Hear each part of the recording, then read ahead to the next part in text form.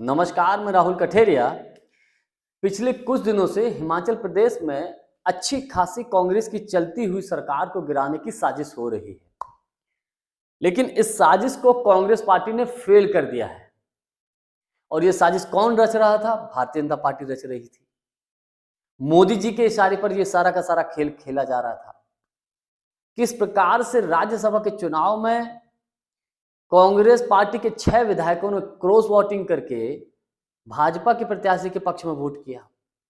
अब यहाँ समीकरण गणित समझिए आप कि भारतीय जनता पार्टी के विधायक हिमाचल में केवल 25 हैं और कांग्रेस के 40 विधायक थे, 3 निर्दलीय थे। तो ऐसे में जो बहुमत था राज्यसभा की सीट के लिए वो कांग्रेस पार्टी के पास था। तो भारतीय जनता पार्टी के पास बहुमत न होने के बावजूद राज्यसभा में अपने प्रत्याशी को उतारा गया।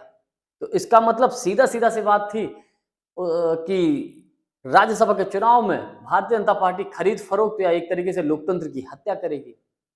इसीलिए उसने चुनाव लड़ा राज्यसभा का। और उल्टा, एक कहावत कहते हैं कि उल्टा चोर कोतवाल को डांटे। भारतीय जनता पार्टी के हिमाचल प्रदेश के एक बड़े नेता हैं, उन्होंने आरोप कांग्रेस पार्टी के ऊपर लगा दिया कि साहब हिमाचल प्रदेश में कांग्रेस ने लोकतंत्र की हत्या की, क्योंकि हिमाचल प्रदेश में कांग्रेस ने वो कर दिया जो आज तक कांग्रेस ने नहीं किया या करने की हिम्मत नहीं कर पाती थी या कर ही नहीं पाती थी, कोई सख्त एक्शन ले ही नहीं पाती थी। वो पहली दफा कांग्रेस ने सख्त एक्शन लिया हिमाचल प्रदेश में, जिससे भारतीय जनता पार्टी के अंदर भी खलबली मच गई है। सोच रहे हैं कि इसका क्या तोड़ निकाला जाए, या आखिर गृह मंत्री अमित शाह जी की, मोदी जी की रणनीति फेल कैसे हो गई कि हिमाचल प्रदेश में कांग्रेस की सरकार गिर ही नहीं पाई। जिन 6 विधायकों ने क्रॉस वोटिंग करके भारतीय जनता पार्टी के राज्यसभा के प्रत्याशी के पक्ष में वोट किया था, उन 6 के 6 विधायकों को कांग्रेस पार्टी ने विधानसभा अध्यक्ष के माध्यम से उनकी विधानसभा की सदस्यता को ही निरस्त करवा दिया। यानी कि वो 6 के 6 लोग अब विधायक ही नहीं रहे। यानी कि 6 विधायक अब ना घर के रहे ना घाट के। लालच में आकर, डर में या दबाव में आकर उन्होंने भले ही भारतीय जनता पार्टी के प्रत्याशी राज्यसभा के चुनाव में वोट किया हो, लेकिन अब वो कहीं के नहीं रहे। अब उनकी सीटों पर चुनाव होगा। तो कांग्रेस के इस एक्शन से हर तरफ हड़कंप मच गया है। ऐसे लोग किसी भी राज्य में जो कांग्रेस को नुकसान करने के बारे में सोच रहे होंगे, अंदर ही अंदर जो बीजेपी के एजेंट के तौर पर हैं, तो कांग्रेस पार्टी में है लेकिन बीजेपी के एजेंट के तौर पे काम करते हैं, उनके कान खड़े हो गए। और ऐसा होना, जो काम कांग्रेस को बहुत पहले कर देना चाहिए था, वो कांग्रेस ने अब किया। इसके अलावा क्या किया है कि कांग्रेस ने हिमाचल प्रदेश में भारतीय जनता पार्टी के 15 विधायकों को निलंबित कर दिया विधानसभा से।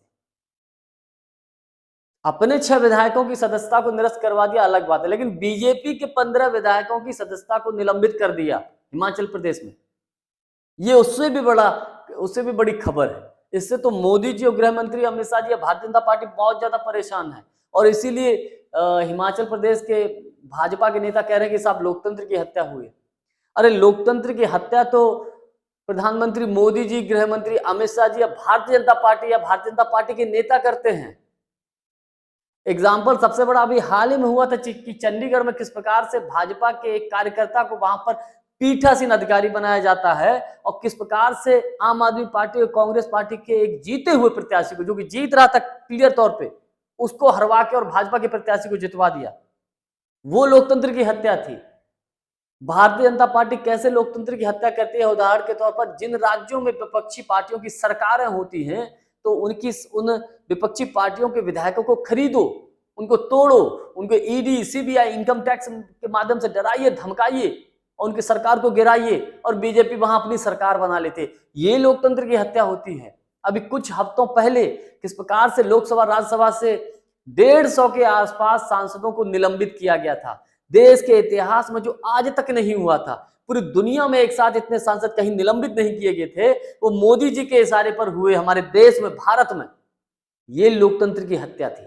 और ये तो लोकतंत्र की हत्या नहीं, ये लोकतंत्र की डकैती थी।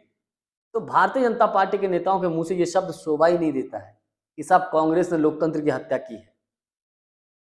तो मैं इस चीज को इस तरीके से देखता हूं कि कांग्रेस ने पहली दफा सख्त एक्शन लिया और भारतीय जनता पार्टी को मुंह तोड़ जवाब दिया।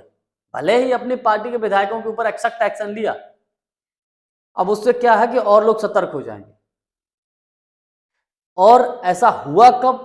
हुआ तब जैसे ही क्रॉस वोटिंग हुई, कांग्रेस ने कर्नाटक के उप मुख्यमंत्री डीके शिव कुमार को वहां लगा दिया, हरियाणा के पूर्व मुख्यमंत्री भूपेंद्र सिंह हुड्डा जी को लगा दिया और छत्तीसगढ़ के पूर्व मुख्यमंत्री भूपेश बघेल जी को वहां लगा दिया।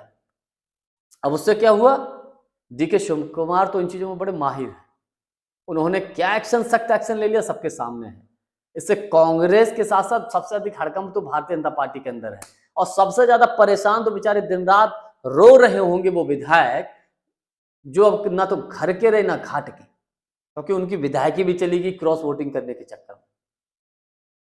जो कांग्रेस ने हिमाचल प्रदेश में एक्शन लिया, मुझे लगता है कि अगर भारतीय जनता पार्टी से पार पाना है, पूरे देश में इस प्रकार से एक्शन लीजिए। भले ही कुछ समय के लिए अपना नुकसान हो जाए, लेकिन एक्शन होना चाहिए, उसके दूरगामी सुखद परिणाम भी देखने को मिलेंगे। आज के लिए बस इतना ही। बहुत बहुत धन्यवाद। नमस्कार।